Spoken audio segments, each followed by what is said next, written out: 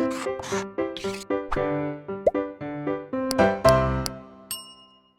Students, blueprint digital channel पे आपका स्वागत है। मेरा नाम अनु शर्मा, मैं आपका केमिस्ट्री टीचर।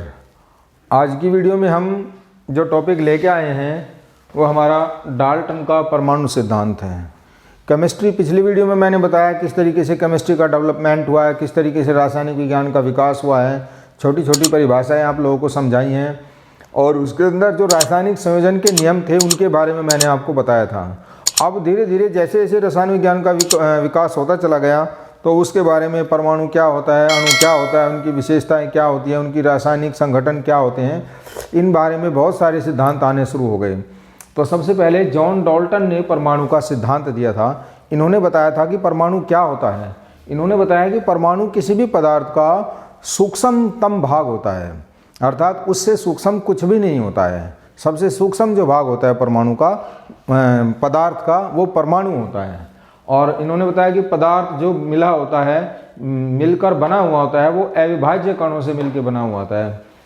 उनको बोलते हैं हम परमाणु। जैसे carbon, nitrogen, oxygen, hydrogen, sulphur, ये सब क्या है, परमाणु अवस्था में है। परमाणु अविभाज्य है, परमाणु को काट नहीं सकते हैं, परमाणु से छोटा कोई भाग नहीं बनाया जा सकता है और परमाणु का स्वतंत्र अस्तित्व नहीं होता है। स्वतंत्र अस्तित्व नहीं होता है, इसका मतलब ये होता है कि परमाणु जो होता है बहुत ज़्यादा क्रियाशील होता है। जैसे ही आप किसी पदार्थ को से परमाणु निकालोगे वो तुरंत क्रिया करके नया पदार्थ बना देगा। इसलिए हम परमाणु को इससे ज़्यादा विभाजित नहीं कर सकते हैं और इसको काटा भी नहीं जा सकता है और इसका कोई स्वतंत्र अस्तित्व भी नहीं होता है। तीसरा पॉइंट है, एक तत्व के सभी परमाणु जो होते हैं, जैसे ये तत्व है कार्बन, इसके अंदर जो कुल परमाणुओं की संख्या होती है वो सब द्रव्यमान, आकार एवं सभी रासायनिक गुणों में एक समान होते हैं। जो नाइट्रोजन के सभी परमाणु हैं, नाइट्रोजन के जो टोटल परमाणु होते हैं नाइट्रोजन तत्व के अंदर, वो सभी क्या होते हैं, परमाणु द्रव्यमान, आकार एवं अन्य गुणों में समान होते हैं। विभिन्न तत्वों के जो परमाणु होते हैं वो द्रव्यमान में, आकार एवं गुणों में भिन्न भिन्न होते हैं। जैसे कार्बन के जो परमाणु हैं उनका द्रव्यमान अलग होगा, उनका आकार अलग होगा, उनके जो गुण होंगे वो अलग अलग होंगे। ऑक्सीजन के, नाइट्रोजन के परमाणु और कार्बन के परमाणुओं में कोई समानता नहीं होती है। इनके परमाणुओं में आकार में, द्रव्यमान में और गुणों में विभिन्नता होती है।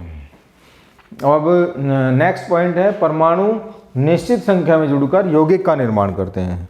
बहुत सारे परमाणु आपस में रिएक्शन करेंगे। जैसे H2O होता है, जल का अणु या यौगिक बोल सकते हो आप। इसके अंदर 2 हाइड्रोजन के परमाणु और 1 ऑक्सीजन के परमाणु ने मिलकर क्या कर दिया, जल के यौगिक का निर्माण कर दिया। जैसे HCl होता है, इसके अंदर 1 हाइड्रोजन का परमाणु और 1 Cl का परमाणु मिलकर HCl के यौगिक का निर्माण कर देते हैं।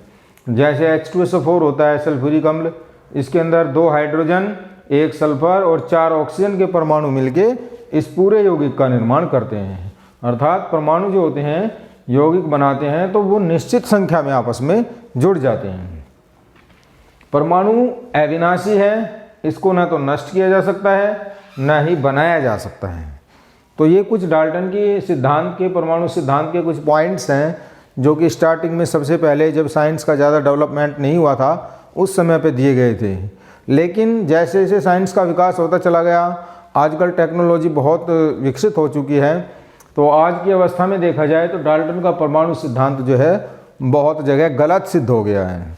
बाद में जो आधुनिक परमाणु सिद्धांत आया, इसको थॉमसन, रदरफोर्ड और चैडविक नाम के वैज्ञानिकों ने दिया था। इसके अंदर इन वैज्ञानिकों ने बताया कि परमाणु जो होता है विभाज्य है।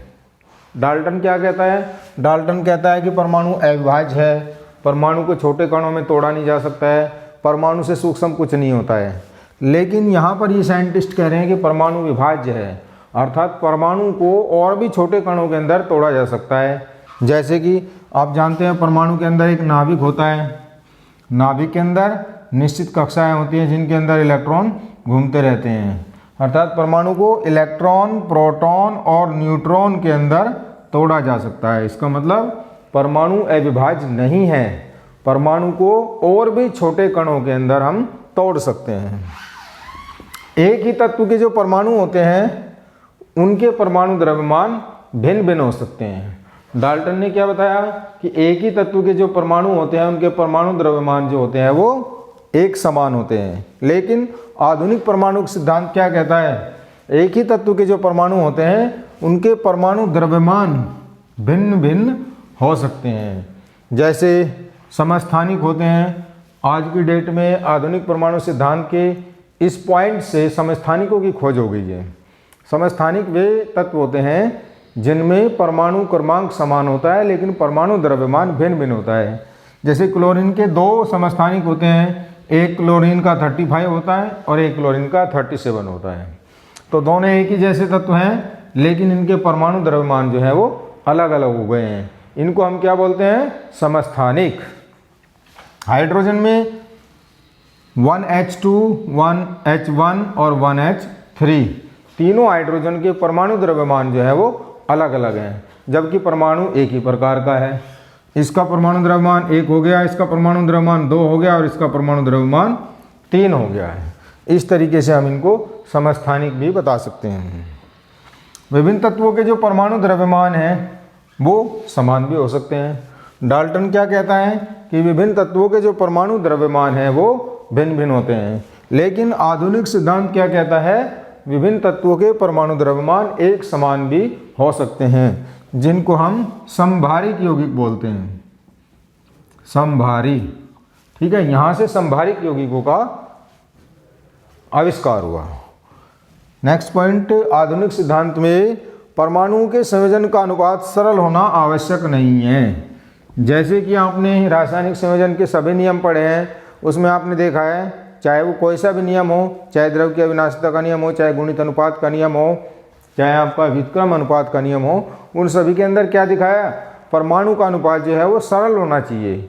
लेकिन आधुनिक सिद्धांत कहता है कि परमाणु के जो संयोजन का अनुपात है वो जरूरी नहीं है कि सरल हो, वो कुछ भी हो सकता है। परमाणु अविनाशी नहीं है। डाल्टन सिद्धांत क्या कहता है, परमाणु अविनाशी है, न तो परमाणु को नष्ट किया जा सकता है न ही परमाणु को बनाया जा सकता है। लेकिन आधुनिक परमाणु सिद्धांत क्या कहता है कि परमाणु को नष्ट भी किया जा सकता है, परमाणु का विनाश भी किया जा सकता है।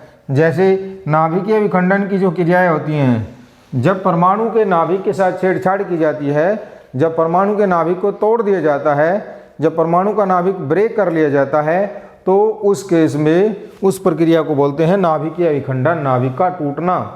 और उसमें प्रोटॉन बीटा किरणें, जो रेडियो एक्टिव किरणें होती है वो निकलती हैं और एक परमाणु से दूसरे परमाणु का निर्माण हो जाता है। परमाणुओं द्वारा इलेक्ट्रॉनों का आदान प्रदान होता है जिससे नए यौगिक बनते हैं। परमाणु क्या करते हैं, इलेक्ट्रॉन या तो लेते हैं या देते हैं। जैसे NaCl का यौगिक होता है सोडियम क्लोराइड, यहाँ पर सोडियम क्या करता है, एक इलेक्ट्रॉन निकाल देता है और यहाँ पर Cl एक इलेक्ट्रॉन ग्रहण कर लेता है। इस तरीके से ये NaCl के यौगिक का निर्माण होता है। H2O के अंदर भी क्या होता है, हाइड्रोजन एक इलेक्ट्रॉन निकाल देता है, हाइड्रोजन का धनायन बनाता है और ऑक्सीजन 2 इलेक्ट्रॉन ग्रहण करता है। तो इस तरीके से यहाँ पर H2O के अणुओं का निर्माण हो जाता है।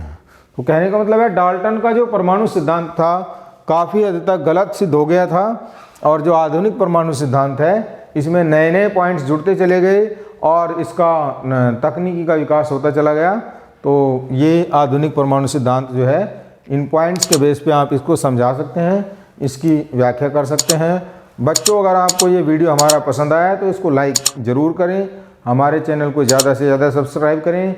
अगली वीडियो में आगे के टॉपिक लेके जल्दी आएंगे। धन्यवाद।